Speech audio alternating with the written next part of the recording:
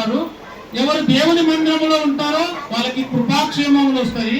ఎవరికి కృపాక్షేమములు వస్తారో వాళ్ళు పచ్చని ఒలివ చెట్టు వలె ఉంటారు. ఎవరు ఒలివ చెట్టు వలె ఉంటారో వాళ్ళ మీద దేవుడు కన్ను దృష్టి ఉంచుతాడని వాక్య భాగం ద్వారా తెలియజేస్తూ ముగిస్తున్నాను. అందరికీ ప్రభు పేరట వందనాలు. Thank you. దేవుని యొక్క తేజస్సు ఎప్పటికీ మన మీద ఉండాలని, సంతోషము ఆనందము దేవుని మందిరంలోనే దేవుడు దొరుకుతుందని మనకు చక్కటి సందేశాన్ని ఇచ్చిన దైవసేవకులు గారికి వందనాలు తెలియజేస్తున్నాను.